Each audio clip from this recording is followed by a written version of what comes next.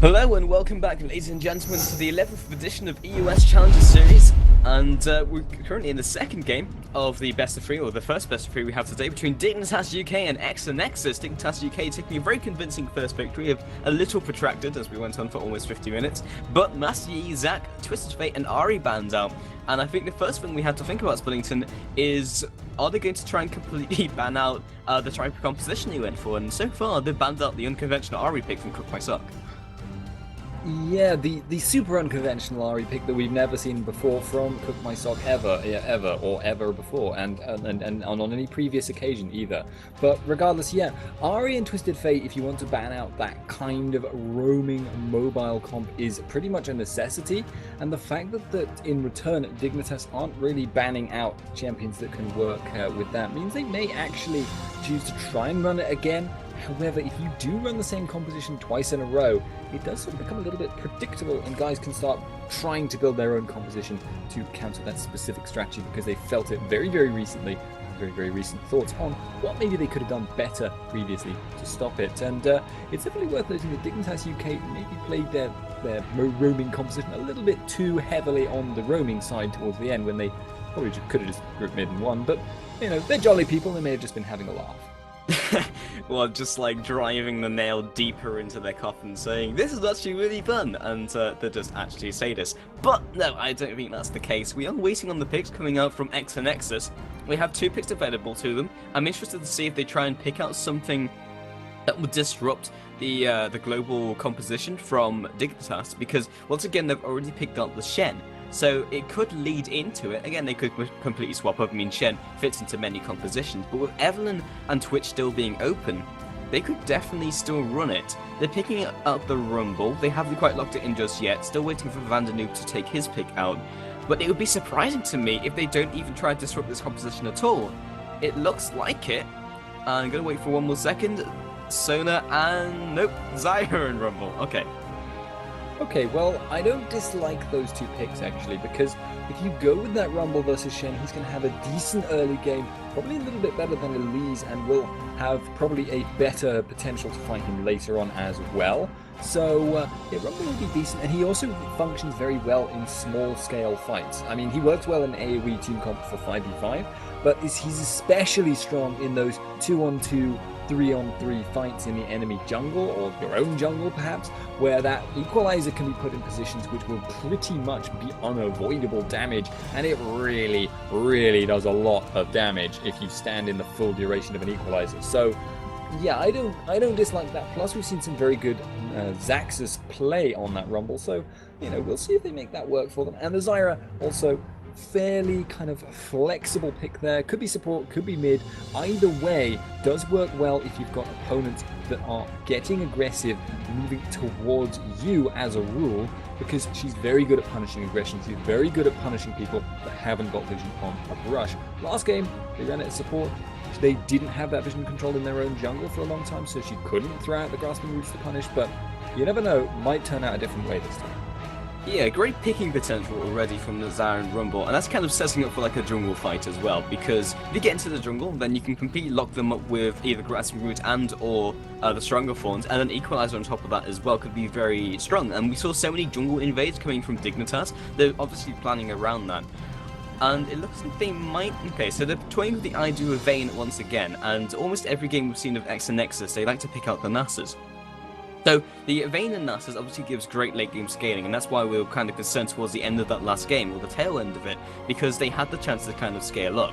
So, another 9 seconds, it's going to be another late pick coming from ex-Anexis, and it does indeed look like they're going to pick up the Vayne and Nasus. So, they're swapping up to Zed and Nasus, okay.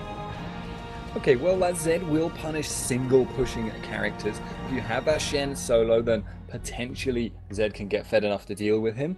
Last game it didn't really happen because Nitrix got to, well, pretty much everyone at Dig UK got really far ahead, but Nitrix got so tanky that even quite, probably the strongest player on their team in the form of that Zed was not really able to one-on-one him. A little bit unfortunate that they should choose to go with such a similar composition perhaps, because they are opening themselves up to exactly the same kinds of picks. Both Twitch and Evelyn are open once again, so it would actually be exactly the same comp other than the Jarvan, I think, if they did do so. if they were to choose to do so, they would have to be slightly concerned because of the Agony's Embrace Shen engage would be a little bit weaker when you've got that Rumble for the counter engage as well as the Zyra. And they could go for a Quinn pick. That would work very well would work very well, quote unquote, but her greatest strengths are in picks and kind of roaming around, but would be surprised to see it's not a very common pickup, and the Orianna would make a lot more sense, is a lot more common.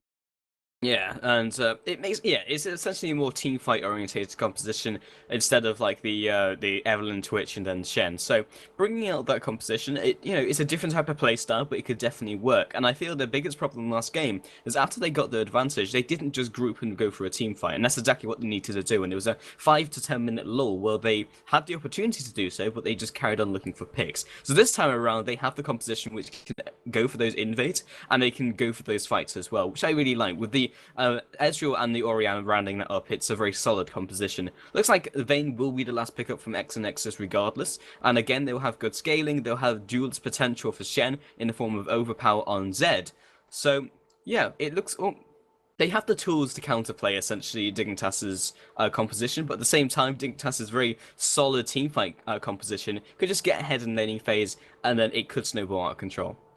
Yeah, they've got a bit more of a team fight, a bit more of a team fight comp than they did in that last game. I mean, the Agony's Embrace Shen engage was very, very strong, but it kind of relies on you taking things by surprise. Whereas now, having, just a Jarvan the fourth, Cataclysm, Flag and Drag, Shockwave combo, that gives them a few more kind of just straight up 5-on-5 out in the open options. And, means they're a little bit less dependent on going into the enemy jungle solo and getting caught out and killed. But regardless, we will see how this works out when we get into the game. The late timer should be ticking down, if not now, very, very shortly. And myself and Pulse, the rest of Chaos TV as well, actually, we'll see you in-game in just a second.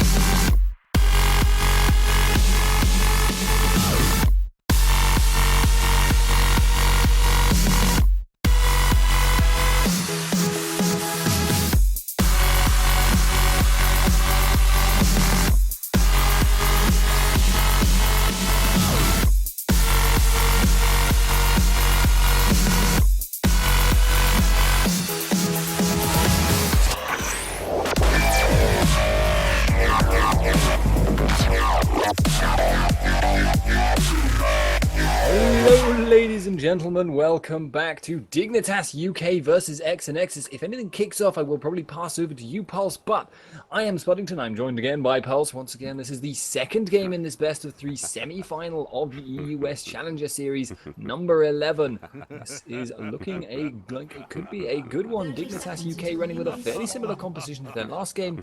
ex-Anexis swapping out the Rumble and also going with a very similar comp themselves. So we'll see how this works out, but Pulse, what are your thoughts? Yeah, so Dignitas are just laughing in the brush and looking for the invade themselves. Also with the Orianna, they have great invade potential just in terms of vision. And the fact that ex-Anexis have just spread themselves out just means that they can have free roam around that jungle as well. Pinkwood comes out. It looks like they might choose to steal this from it's looking so right. And Nexus's play is either they go for red and then they immediately go for blue, or they go for a blue invade themselves. But a ward preemptively coming out from Dignitas will stop that from happening, and then again they could circle around and potentially stop Nasus at his own red. So there's lots of interesting things that can happen in the early game for the first level, and. Dignitas are running a slightly different composition in the sense that they don't have the double AP and teleport composition where it was strong in the picks. Now they're looking for just to be strong in the laning phase and go for the standard team fight. And then have Shen on the sidelines as well, just to be able to have that split pushing power. And it's worth noting, last game they took the horns, they took the bull by the horns very, very early on. And I knew they're going to be just spotting, actually not spotting anyone, but we'll maybe clear out that little lizard there, which actually gives a fairly significant little bit of XP as well, so that's nice to have. But Lord's Dead Play Dota has just taken his red buff. Impaler is heading presumably to his own red. And it looks like they may well converge in about 20 seconds or so.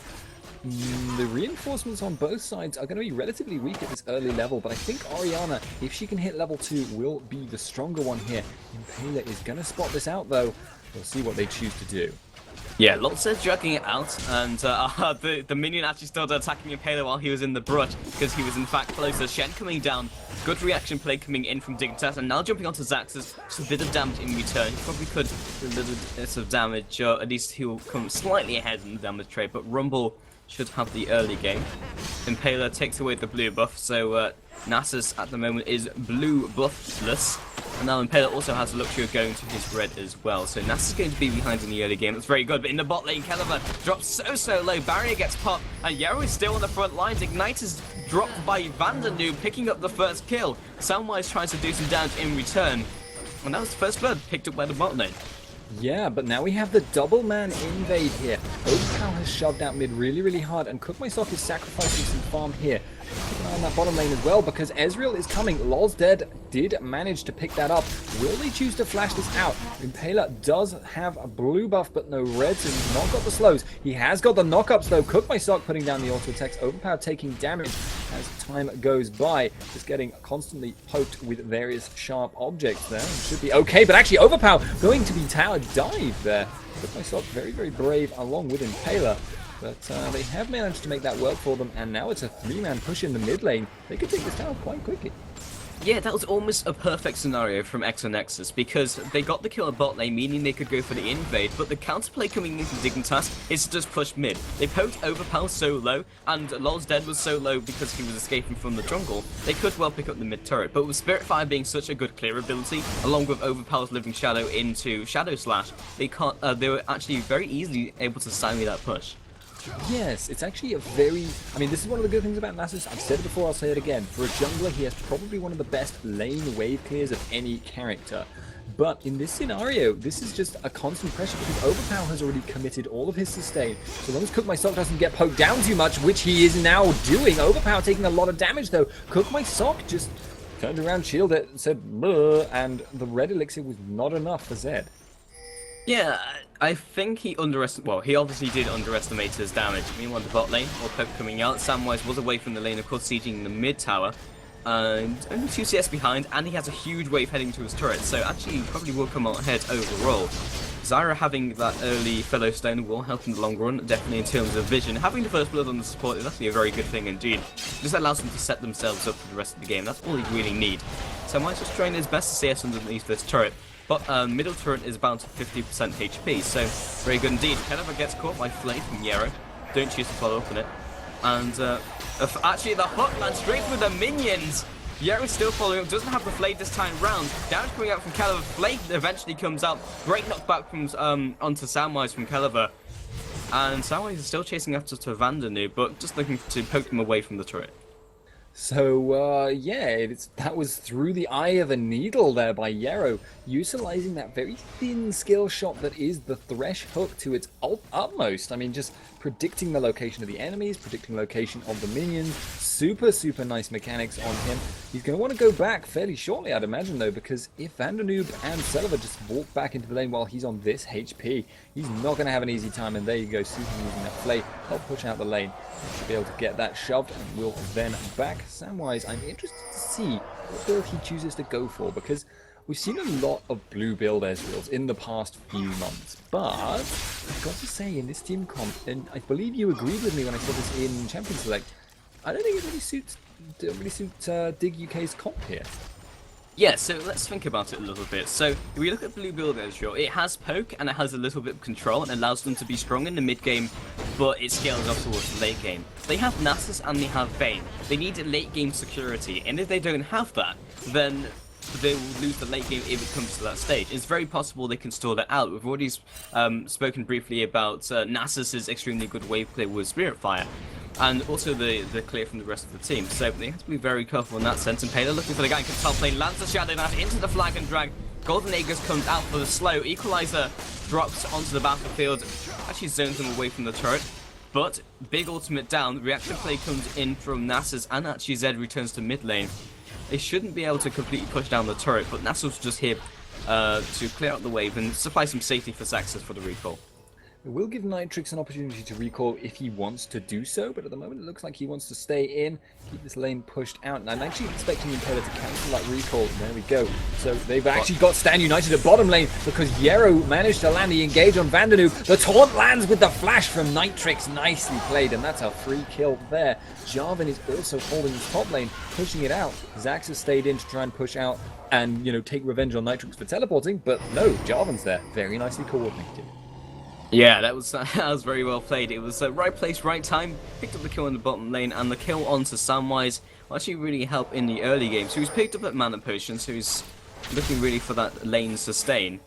And then again, interested in seeing what he builds into. It's fairly ambiguous. I mean, he still has the ability to decide what he wants to pick up with the double Durant into Longsword. So I definitely agree with you though. Like, the late game scaling is something Samwise really needs for his team.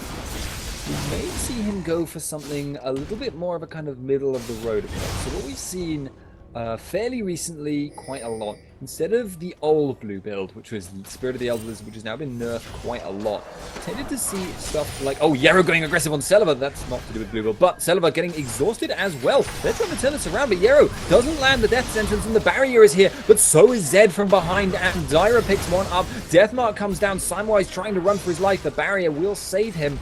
He's gone very, very low, and Nasus is behind his tower. Orianna actually might meet this here, and does do so with the and red buff. Going to mean Cook Guaisok could have been chased down, but wasn't. So actually looks like they're going to rotate round for that dragon. What we've seen a lot, though, recently on Ezreal is going for the Blade of the Ruined King instead of any committal early game item, and that way you can build either way.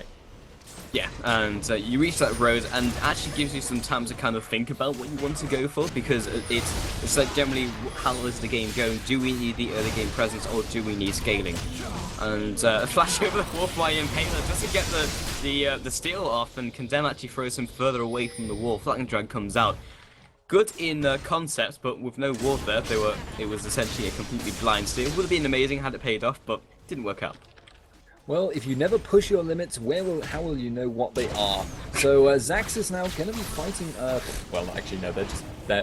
What they're doing when I say fighting, using the term somewhat liberally, what they're actually doing is attacking each other's shields, and then their shields disappear, and then they go back to doing nothing to each other. Although Nitrix is actually being a little bit burned down right now. Zaxxas with that early game rumble damage, well, kind of mid game rumble damage, fairly strong, and plus it forces Shen to build a little bit more MR than maybe he would want to normally. He won't be able to just rush out that Sunfire kick, which you'd love to see. The Spirit Visage is also very solid, and Cook by Sock in the mid lane in a lot of trouble. Shockwave dodged. Overpowered picks. No, Lol's dead picks that up, but very nicely played anyway. Yeah, great prediction with the death mark, using that brief invulnerability to get out of the way of Shockwave. So, yeah, in the top lane, it's kind of interesting, and I like the fact that they picked up Rumble and then had an AD carry assassin mid lane, because it essentially means that he has to build magic resist to just counter it. He'll probably build the Spectre's Cowl because it's amazing against burn lanes. And Impaler just clearing out the mid wave, allowing him to get out of there, along with the True Shot Barrage coming across as well. But he'll have to build like a Spectre's Cowl or something, at least something in terms of magic resist. And as you said, he can't build the Spirit of Fire, but he also can't itemize into armor, which will affect the rest of the team. And when you get into team fights, because he will eventually want to get into team fights with Stand United, he doesn't have that luxury of already being tanky from the laning phase by building armor. Meanwhile, Lord Zed looks for the gank on top lane. Yeah, he's behind that tower, and the tower itself is actually doing okay, but they're going to go for this. Nitrix still reserves that taunt, but he's going to be getting just straight up taken down there. Lol's Dead going to be getting very low, though. Ignite picks him up. Nitrix is still alive. The Fade Shield coming out at just the right moment, but in bot lane now, Yarrow popping that box. Celeber getting that proc for the Silver Bolts, but it's not going to be quite enough. And Jarvan heading down and around. He may look to go for a dive here, but that would be very, very risky and very, very aggressive. Half of the course for Impaler, though. It would, but Vandanu, he does have a strong performance and grasping roots. Mid-tower falls, this is extremely good for map presence. Actually places down the seed, I think he knew what was coming. Plus the fact that they had the ward in the mid lane as well, so they probably saw that happen before it even went for the gank. So yeah, in the top lane, great mechanics coming in from Nitrix. I kind of want to analyse that fight a bit. He held on to his Shadow Dash as long as he could, until Lolzdead had fully committed to the gank. And the fact he was underneath the turret and tanking the turret as well. And then he taunted, and because of the Faint Shield, it kept him alive long enough until Lolzdead realised he needed to get out.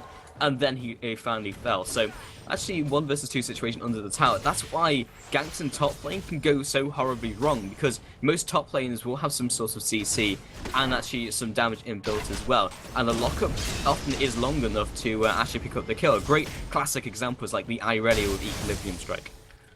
Yeah, so I'm actually going to say, though, about Dig UK in general, the trend that I'm noticing in the way they play seems to be they're very loose players. To give you like a little poker analogy there, because they're just playing very risk. They're willing to take high risk, high reward strategies. They're willing to take the gamble, the guess, and you saw that there. Impaler committed quite a bit of time heading to bottom lane, and they actually looked for the gank on the grounds that Vandanu was probably in the brush, and that Yarrow could probably land a blind hook on him, follow up with the Lantern, and nearly got punished there with the Grasping Roots. But that gank then just didn't pay off because, well, Vandanu wasn't in the brush, so that's kind of quite a high committal, and although it could be really good if it worked, it failed, and well, they lost essentially overall for it, but it's a nice refreshing pace kind of change as compared to the very conservative teams out there, Copenhagen Wolves.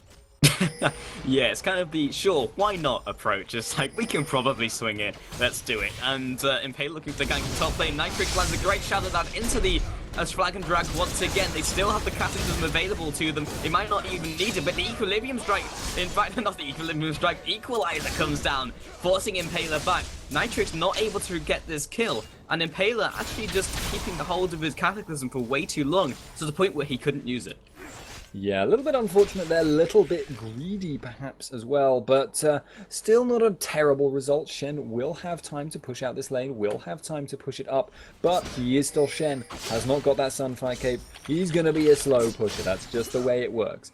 Nasus in that mid lane, meanwhile, he's quite a fast pusher, but he's still not exactly going to be there. He's still not exactly going to be able to take any towers with this time.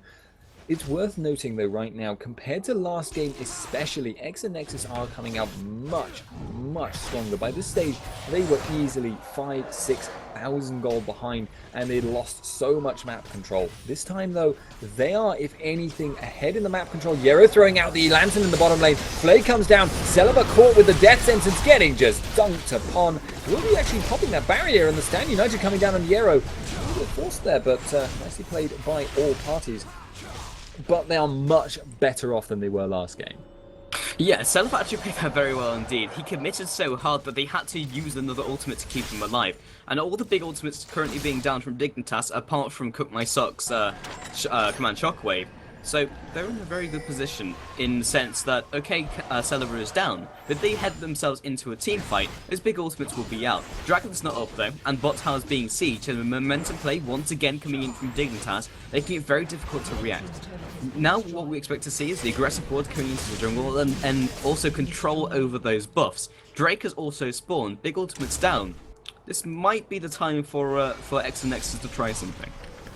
Yeah, actually, Nitrix is committed at top lane right now. Dignitas have started this dragon, but if they get stopped too early, Vandenoob getting caught out there, throws the grasping roots at the wrong direction. Vandenoob taken down by the auto attacks by Samwise, but Samwise now possibly overcommitted. Death Mark comes down. He is so marked for death, if you will. But there's going to be a dragon pickup there by ex-Anexis, or, oh wait, I'm going to try and say their name. It's like Kidis Nyalam Team, something like that. That's their official name. That's why we call them ex-Anexis. It's like Polish, I think so. But regardless, Overpower jumping over the wall. Going to be going for Yero. Has not landed the Razor Shuriken. He could be getting caught out here, but all he needs to do is commit hard. Yero survives. Dig UK need to back out here. Yeah, the reason Overpower jumped over the wall was purely to disrupt Yero. They knew Yero was on such low health that he wanted to be able to just Lantern and allow Flag and Drag to go in by Jarvan and then for him to smoothly get out with Lantern. He went in just to disrupt that so they could 100% secure the Drake. Actually a very intelligent play. Picking up the mid turret, well, they should be able to pick up the mid turret. I don't see any reason why they wouldn't be able to. It's that True Shot Raj comes across into the distance, and the ultimate engaged from Cook My Top. No follow-up though, he doesn't have any mana. And, well, I guess he thought his allies were closer to him, but either way, big ultimate burn and the mid turret falls.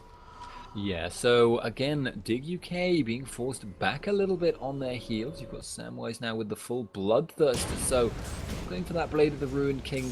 We may see the Bloodthirster Triforce build, which we've seen a couple of times recently and was the staple back in Season 2.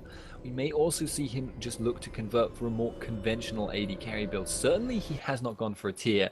Certainly he has not gone for the Elder Lizard, so it's not looking like a blue build. He might even maybe go for an Iceborne Gauntlet, but I'd be surprised if he did so. Regardless though, he has also gone for Berserker's Greaves, so that's kind of a key clue that he's probably going for a more conventional AD carry build than that blue build. But regardless, Nitrix there going to be going for well, just a 1v2 fight here. He can tank damage really well though. He's taking a full silver bullet proc and you wouldn't even know it. The taunt comes down. Celebre getting hurt really badly here, but Impaler's Flag and Drag there getting cancelled out, and well, nothing's going to happen here. Yeah, great engagement coming in from Nitrix, and they're just very on top of, like, something I see so much from Dignitas more than anyone else, but Overpower looking for the guy from mid lane. Got another Duke out of the way of the Shockwave. He's actually got this down to a T. The reaction play, and once again, Cook My Stock drops so low, no Death Mark to finish the deal. Nitrix seals him up and locks him down with the Shadow Dash. Flash over the wall, he wants this kill so hard. Bubble Blade comes out. He needs one more auto attack. He has the key strike from his passive. I'm not sure if he can get there in time. Now Impaler comes onto the scene, and True Shot Barrage actually would have finished that one off, and it would have been the greatest kill securer in history. But one for one trade, because I think Yero fell as well in a different trade. Yeah, Yero was ganked in the top lane. Nasus and I believe Rumble popping both their ultimates against the 2-on-2 of Samwise and Yero. They took that out, got the kill, but ex-Anexis there taking away that bottom tower. That's actually pretty bad for Dig UK. Again, falling behind a little bit, losing the trades on towers, losing the objectives, and kind of losing a few of these fights even when maybe they should be doing better. Cook My Stock is going to need to start playing some careful mind games, because Overpower has clearly proven he is not going to be taken out by a Shockwave unless he's already committed Living Shadow and Death Mark. So could be a little bit of an interesting mind game thing going on there. You can try and like bait it out by messing with people's minds. Stuff like you just like throw out your ball, use the dissonance, and then you just stop. And people can sometimes misread that as actually starting the animation for the Shockwave ultimate. But we'll see how they choose to play that. We'll see how that manages for them. Overpower and LOL's dead towards bottom. Don't think they're going to catch Cook here. Yeah, it'll be close though. He actually stopped the recall with the Spirit Fire, still chasing him after. And yeah, this, well, I don't think he's getting out of this one. They have some sort of heroic play, but yeah, the pick comes out and Spirit Fire disrupts the recall. So yeah, I definitely agree though, Spillington, going back to your point. But it might not even happen, because if they keep split pushing with Shen, or they use different people to split push, they may not even get to that situation where they need to go for that read onto Cook My Sock. And it might well be Nitrix facing down Z, as we saw last game, because they had that trading potential. They're on the top lane now, taking another turret, evening that up to 3 turrets, and only about 4k behind. They still have the team fighting potential. Zaxxas finds himself caught. Not sure if they want to go all in though. Lordstead leads the charge. Spirit Fire comes out. Zaxxas is still there though. Not that too much damage in 2 versus 4. Not gonna be enough, but now with Celebi returning onto the scene, picks up the kill. Stronger Forms comes out to make sure he dies. Lolstead's still there. His ultimate will be turning off, but a flash comes out straight into Wither onto Impaler, and Yarrow from the side will get picked up. Support for the jungler. Brave sacrifice. Save, yeah. I mean, that was really good mechanics getting the death sentence in, but this isn't actually over yet. Lol's dead. Gonna be getting that slowdown. Overpowers here. Shockwave on 3, but I don't think it matters. Cook My Sock has actually put himself in danger, as has Nitrix. They're both going down, and that's a delayed ace, but an ace nonetheless, and by extension of that, probably a Baron, unless Samwise can pull some full-on hero mode saves of his own now. And actually, I think Samwise is going for a nice 1-1. Interesting. So they are definitely looking towards the mid game, and that signals to me that they want to go for those mid-game fights. But the fact that this Baron's going to go down, and Nexus is going to be extremely aggressive, they might even see the Iceborne Gauntlet come out, and then think to themselves, right, so we actually just need to hold on. If we just wait until the late game, we don't even need to be aggressive, and just get to the point where they, they have Celebi on the Vayne, and they have Nasus just being a complete monster.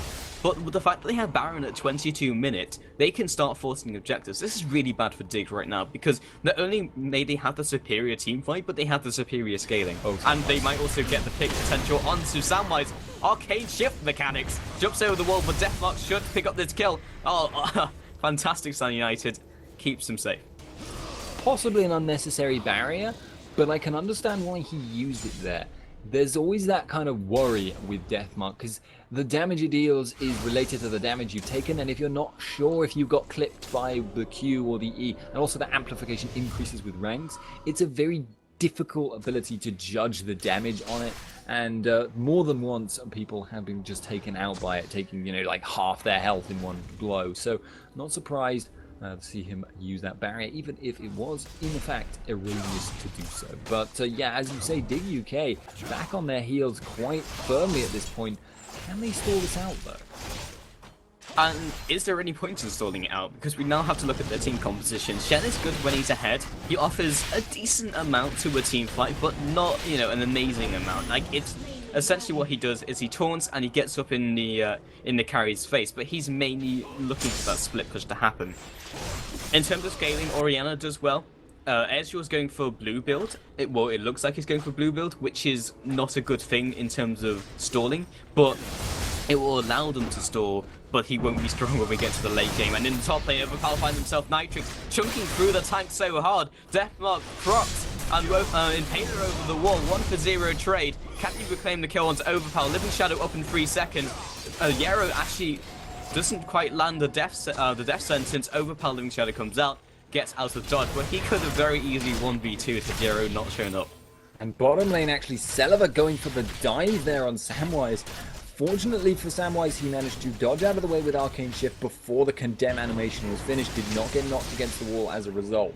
So, close run thing down there, but both of them live to see another day. And yeah, it's really, really, really not looking good for Dig UK. They've got a lot of ball carriers, but they've got not that much follow-up. They don't have the huge AoE damage. They don't have the Wombo combo. They don't have, the Zac ultimate and the Unstable Matter. And meanwhile, they're being split up. They're being pressured down. They're being outplayed in some of these fights, and they are losing a lot of map objectives as a result. So this is really, really bad for them. Shen is not able to duel Zed.